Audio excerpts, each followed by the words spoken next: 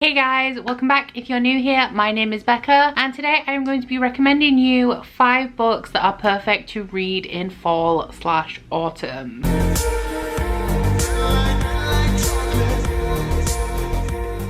So I am not a seasonal reader. I think this is the 3rd fall/autumn recommendations video that I've made on my channel over the last 3 years, and it's really interesting because I'm pretty sure I say this every single time, but I'm not a seasonal reader at all. I do occasionally like to read a bit of contemporary in summer, but I don't base my reading around the season. Winter, not really fussed what I'm reading as long as it's not like a summer contemporary, and spring, literally don't care what I'm reading. But autumn, even though most of these books I probably didn't read them in autumn, they just give me those warm cozy vibes, and I really do think that autumn/fall, if you're in the US, is a perfect season for like assigning books to. There are just some books that give you that really cozy vibe, and I don't know what it is about me with winter, because you could kind of say the same, but winter I just don't have the same kind of feelings about, you know. It's all about autumn and it's all the same on BookTube. Everybody loves autumn, and to be fair, yeah, it is my favorite season. September is my favorite month because it's not freezing like it is a little bit later in the year, but you do start to get those really moody, cozy vibes that I love. So as I just mentioned, this is my 3rd autumn recommendations video. I have 5 books to recommend to you guys today. None of these books that I'm recommending today are in any of those other videos, so if you have seen those, this is a brand new stack of 5 autumn recommendations. So let us just get started. So the first one we have is my all-time favorite classic. Now, I am not a classic reader. I avoid reading them as much as possible, but I do really love this one, and that is Rebecca by Daphne du Maurier. So there is currently a Netflix reboot of this that is coming very soon. I'm not sure on its exact release date. I don't know if I'm going to be watching that because it just really does not seem appealing to me. I love the Hitchcock version of this movie. If you have not seen it, would highly recommend. But Rebecca is the story of a young woman who is kind of an assistant to this old lady, and they are on holiday in this big fancy hotel when the main character meets the very attractive widower Max de Winter. So they pretty much have this whirlwind summer romance, and she is taken back to his estate home Mandalay, where they meet Mrs. Danvers, who is the housekeeper. And while the main character is living there, Max is growing kind of more and more distant from her, so she's questioning like whether he really loves her, and she is haunted by the ghost of his ex-wife Rebecca. Now, the haunting aspect is completely metaphorical. It's just everywhere she turns she's reminded of Rebecca. Mrs. Danvers was really close to Rebecca and kind of reminds the main characters of all of her failures and how she just isn't Rebecca. Now, this is also my namesake. I wasn't named after the book as far as I know, but my name is Rebecca, as I'm sure you guys know. Just thought I would clear that up because even though it probably doesn't seem strange to you, saying my own name over and over again is a little bit weird. But the thing that I really loved about the story is, first off, it is gothic, and gothic fiction is something that I've never really sought out, but from reading this I think it's something that I may really enjoy. Everything about this is just really dramatic and dark and moody, and my favorite thing about this book is the atmosphere and the writing. Now, like with a lot of classics, this book is, I don't want to say necessarily overwritten, but there is a lot of the book that is just kind of endless pages of description, or it can be a little bit, I don't want to say boring because this is my favorite classic, but it is a little bit slow in parts. But I just really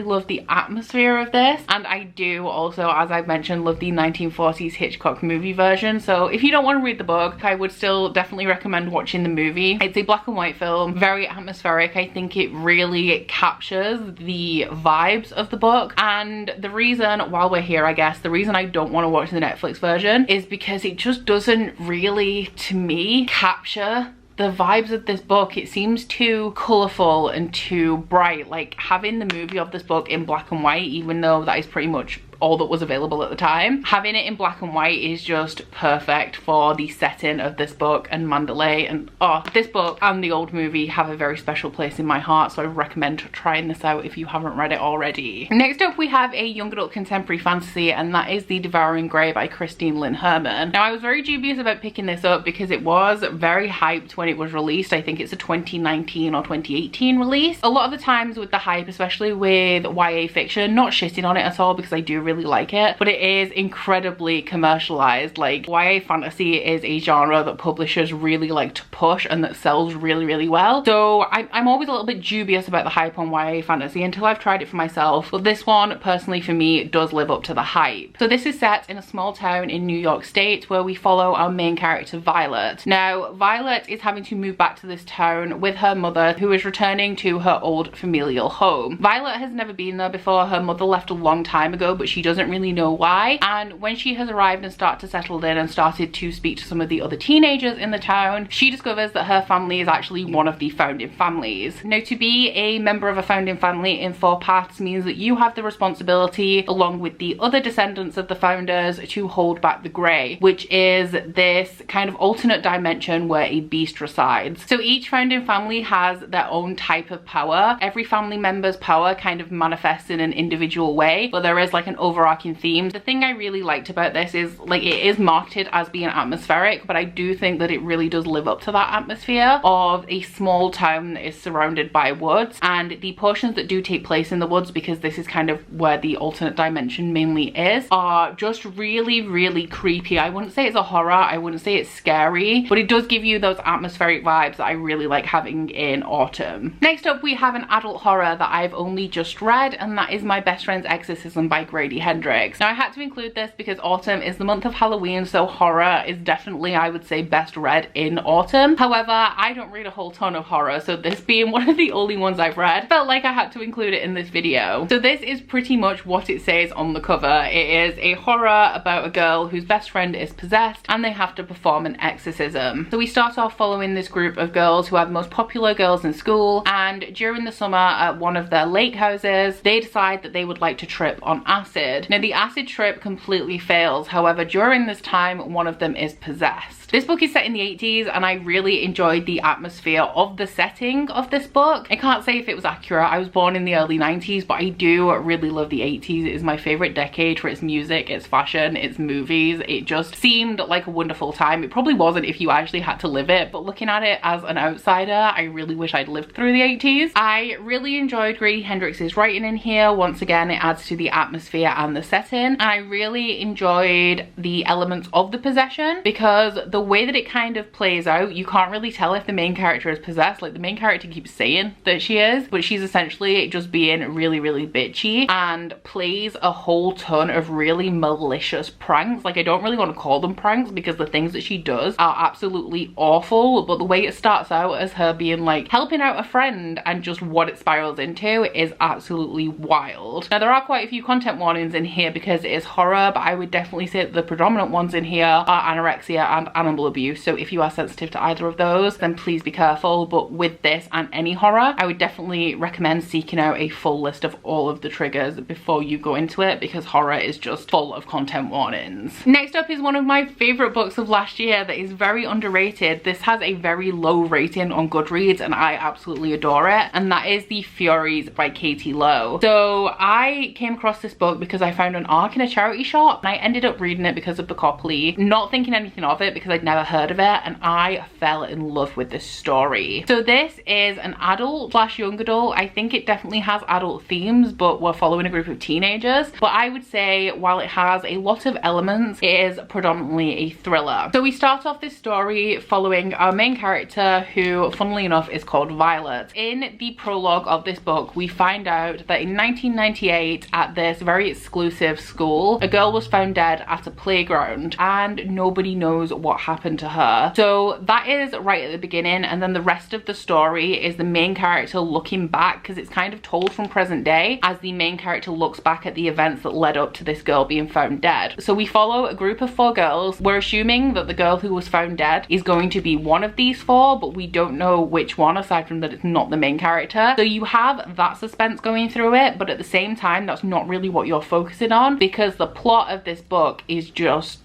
It's wild, it's compelling, and it just really like sucks you in. So through the bulk of the plot of this, the main character's father has died and he left quite a bit of money that her mother has decided she wants her to spend on her education. So she ends up going to this exclusive private school where she meets this group of really enigmatic girls, and she wants to be their friend. They're not the popular crowd, they're kind of outcasts, but in a really cool, appealing way. So she ends up latching onto and becoming part of this really intense friend group. Now this is set in the UK, and one of the things that I did really enjoy about this is that there are quite a few things in here that are relevant to being a teenager in the UK, and I did find it relatable in that aspect. However, just the stuff that these girls get up to is honestly wild. They do end up joining a secret society that is run by one of the art teachers that is surrounding the classics, and there's also elements of witchcraft in here. It kind of has an ambiguous note around it, which is something that I usually hate, but in this case I did find that it worked really well. There are trigger warnings in here 100%. There's trigger warnings for rape and animal abuse that I can remember off the top of my head, but it has been over a year since I read this, so sadly I cannot remember them all. So once again, please look into a full list of content warnings before you go into this. But if you want a really gripping, dark, atmospheric read, then I think you will enjoy the Furies. So the last book I'm going to be recommending, I would probably say is the most popular book of this list, and it is also a little bit different to the other books that I've talked about today, and that is The Language of Thorns by Leigh Bardugo. So this is a collection of fairy tales or short stories that are associated with the Grishaverse. However, you absolutely 100% do not have to read any of the books or be familiar with the Grishaverse to read this. This book stands really well on its own as a collection of modern fairy tales. Some of them are direct retellings, like I think it's the last one in here that is a direct retelling of The Little Mermaid, or at least, see, I haven't read the original fairy tale, but I have read Sea Witch by Sarah Henning, and the last story in here follows the arc of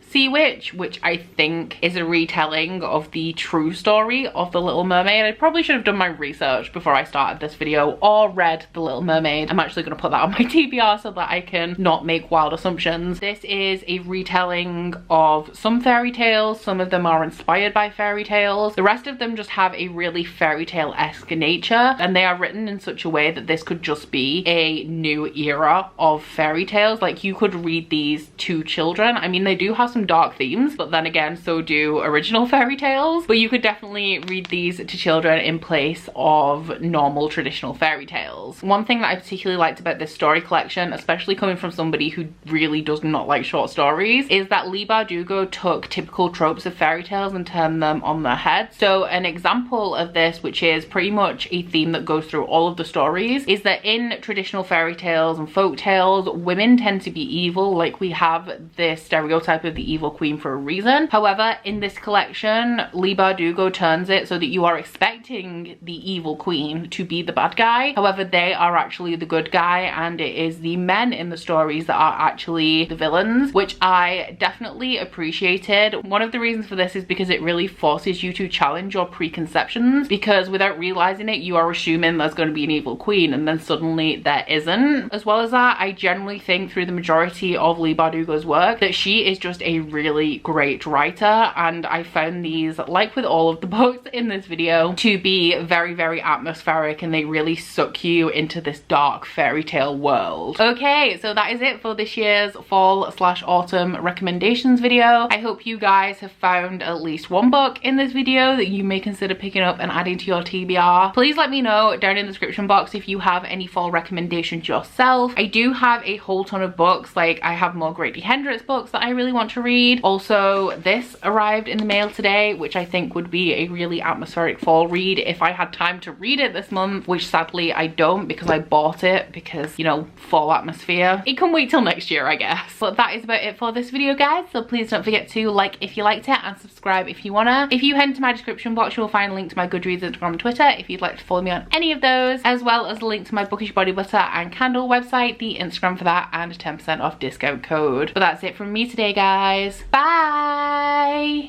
Oh, you bite your friend like chocolate.